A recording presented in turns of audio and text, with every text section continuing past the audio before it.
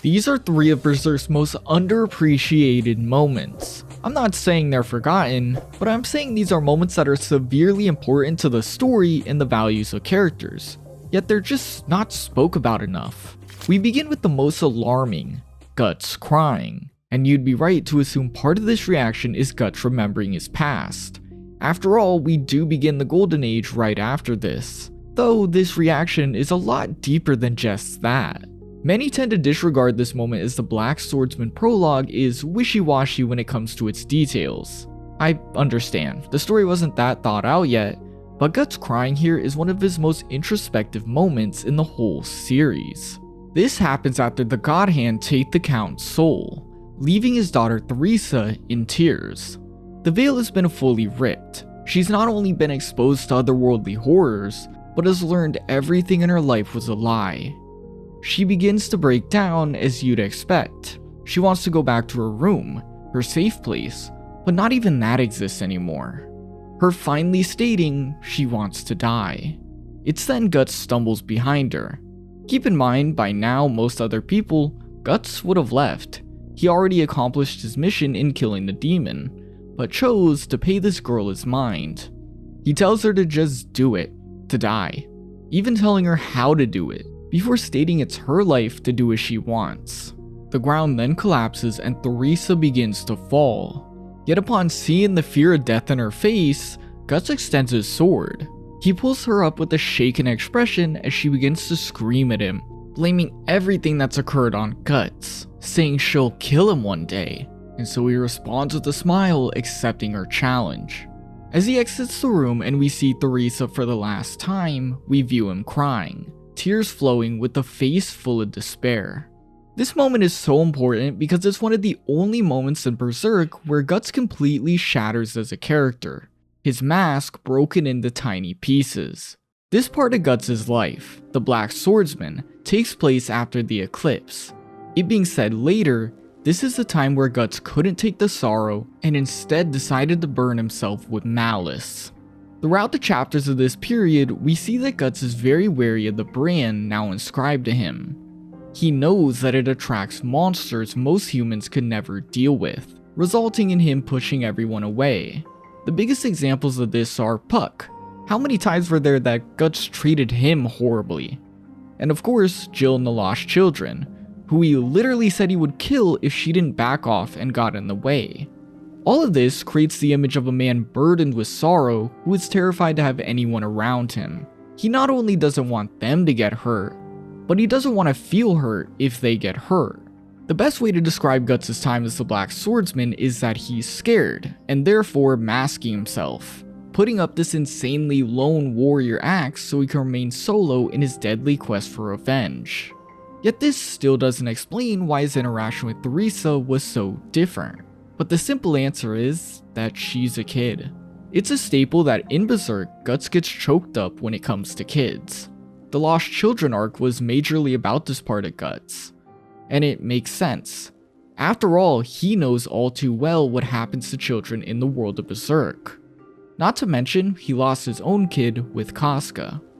With Theresa, I want you to remember how he chose to speak to her upon hearing her sad words. Upon hearing a child wanting to die.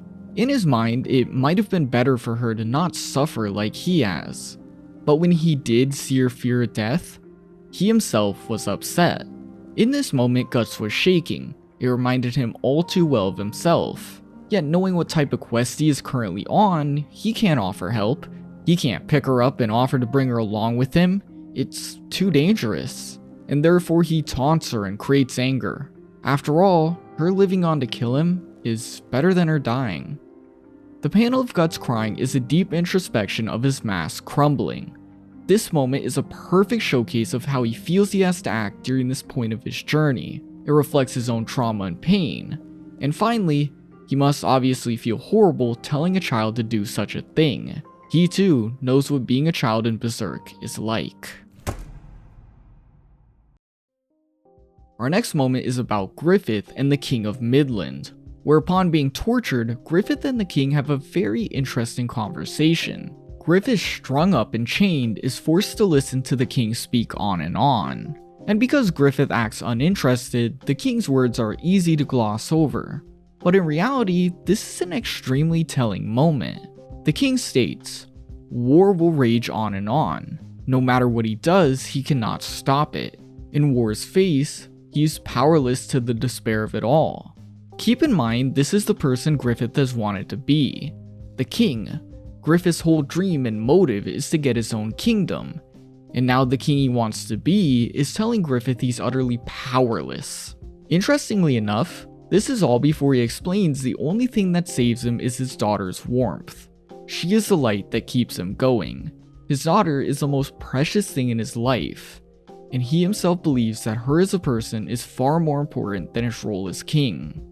Griffith speaks up about how strange this is. Political marriage would be a given her status. It would grow the king's might. Yet her father has refused that as he can't let go of her. Griffith finally states what he's thinking. The Grand King of Midland can't find any other reason to live than his 17-year-old daughter. In Griffith's eyes, this obsession with his most precious thing is what led the king to weakening. He even describes it as all worthless. Isn't this quite weird though?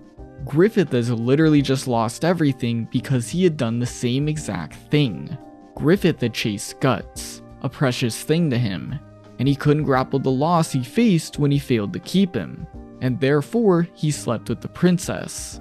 Simply put, Griffith tells the king his dream failed because he had chased something else, when the reason he himself is being tortured is because he chased something else. The king then continues to torture Griffith, promising this shall go on in secret for at least a year. He must make him see his crimes for what they are while he breathes.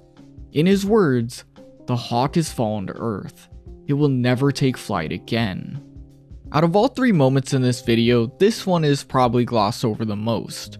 But not only is it very essential to one of Berserk's central themes, but it's a very telling point of where Griffith was during this time. One of the central themes of Berserk is that camaraderie heals. We see it all throughout Berserk that when Guts is surrounded by the warmth of others, he does better.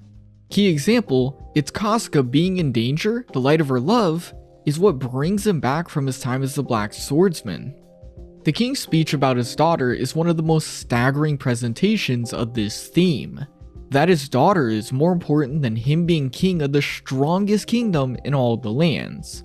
Of course, he went on to be a sicko, but the point of, the importance of warmth still stands. This moment is also an incredible showcase of where Griffith is at, that despite the outcome of his actions right in front of him, he still believes himself to be above others. It's a moment that is irony at its finest. Griffith can't even comprehend that he's basically talking about himself because he's so caught up in his own dream. You could almost say it's admirable how high and important he believes his dream is. Or you could say he's completely delusional. Either way, this scene shows both of those. The final moment I'm including is all the interactions between Guts and Godo. These are probably the closest to pushing it when I say underappreciated, but I just wanted to talk about them. It's crazy that for being a character that only appears for maybe 10 chapters, Godo is probably the one who's influenced Guts the most besides Griffith and Casca. Godo is first introduced after Guts leaves the Band of the Hawk and trains in the mountains. While a small scene, it's established that Godo is a blacksmith that has been smithing as long as he remembers. He smiths to create sparks to life. It's his everything.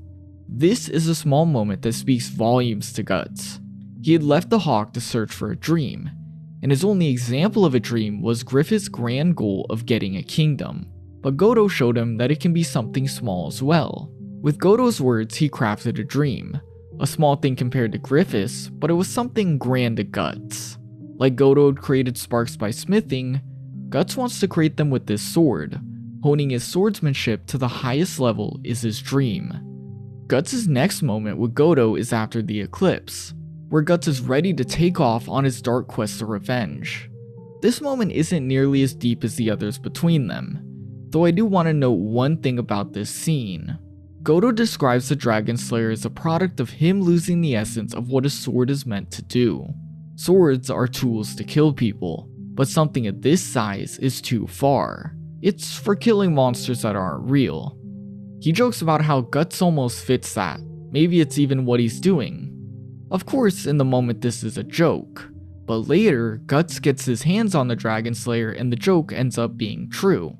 It's almost a very discreet way to imply that Guts is doing something insane for a human. Wielding this huge sword going against make-believe monsters, why would it work as a human?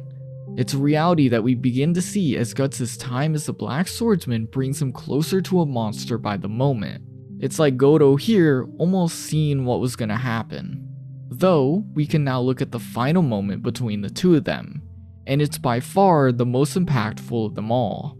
Upon returning and learning Casca's gone missing, Godo checks out Guts' equipment. The man notices wear and tear that wouldn't appear for upwards of 10 years has already happened in 2, stating if Guts keeps fighting this way, he can't stay sane. He looks to Guts' face. He's even more tense, stating that if Guts didn't hate that much, he just wouldn't stand up. Reading him perfectly. Godo has no idea what Guts has been through in the last few years, but if it was enough to fight demonic things non-stop, he can tell that maybe it's not the right thing to do in the first place. Yet he knows deep down that Guts is even worse. Guts does all of this, burning himself for revenge. Godo suggests running away, not only from war, but his hatred. Bred by hatred, vengeance is something you soak and sharpen in blood. You sink the blade called your heart deep in the blood to fix the nicks called sorrow. The more sharpening, the more rust, so more sharpening. All that you're left with by the end is scraps. Guts wonders if he's trying to make him into a blacksmith, but he just wanted to say Guts has some huge nicks in his heart, cracks of fear running through it. Guts refuses to listen further and even try to understand. Godo is soon to die with nothing left behind to regret. What could he even understand about Guts? Guts then launches into his speech about the eclipse and how it destroyed everything, how it had taken his irreplaceable things from him. Godo then declares that he abandoned those irreplaceable things. Guts has always struggled to realize his precious thing was the warmth of the people around him. Like the king and his daughter, the people around Guts are what keeps him going. Godo states that 2 years ago he left those things in favor of his malice. He ran away because he couldn't bear to share sorrow with his irreplaceable precious things. Guts this whole time has been acting like Casca hasn't been here. Godo states he can't talk about revenge when Casca's been here. He chose himself, not them. He's a sword with many nicks, soaked in blood and rusting. One that is a lethal crack. A sword that's begun to break. All to say, if he continues down this path, there's nothing. It's with this speech, Guts later that night is able to reflect and realize that it was the warmth he had that kept him from becoming a monster. The undying flame of his precious things from back then kept the black flame of malice from consuming him. If Griffith's words about a dream were what sent him down this dark path, him making his dream revenge based on the beast that took everything from him, then Godo's words signal the redemption of that monster. It's only through this old blacksmith that Guts becomes human again, seeing the flame of his precious things as priority, choosing camaraderie and warmth instead of darkness. That night, Godo speaks to Ricket and gives him a message for Guts. He speaks of his daughter Erica. She was an orphan he took in. It made him, who only knew steel, feel human. If a good sword, even when it's cracked, if you return it to the fire, it'll be reborn. He tells Ricket to pass on a message to Guts. Don't turn out like me. When Guts had left the Band of the Hawk to search for a dream, it was through Godo we found one. Like Godo had let his life be consumed by smithing, Guts had realized it was okay for his to be about the sword, the dream to hone his swordsmanship to the highest level. Here, Godo reflects on that idea and path. It was through finding his daughter that he felt human, that through another's warmth he had realized smithing wasn't really the most important thing. He tells Guts to not turn out like him, saying don't spend your life chasing something meaningless like he had. In reality, it's not the sword or smithing that's the most important. It's with the camaraderie that you feel human. He states, If a good sword, when returned to the fire, it'll be reborn. Guts was compared to a sword just before. In reality, Godo is saying, if Guts returns to Casca, he'll begin anew, be reborn. With this, the last conversation with Godo is a simple goodbye, and he passes before Guts returns. Apparently, he didn't want him to see the way he was when he was that sick, so it all works out. Every scene with Godo and Guts signaled a huge turning point for him. First, when he figured out his dream, then when he started his dark time as the Black Swordsman, and finally, his last meeting with Godo was as he ended that monstrous time. All to say, Godo is massively underappreciated. I have to say that despite all his actions, the fact that Guts didn't spend much time with Godo is the most remarkable thing to me. It's a small way to say that despite Griffith's horrific acts that spanned volumes, still continuing now in the manga, a simple old man's words that didn't even cover a volume in total can be just as impactful to our main character. I think that is quite beautiful. It's a statement to how beautifully written Godo is in general. And therefore, just like every other moment in this video, I think it's massively underappreciated.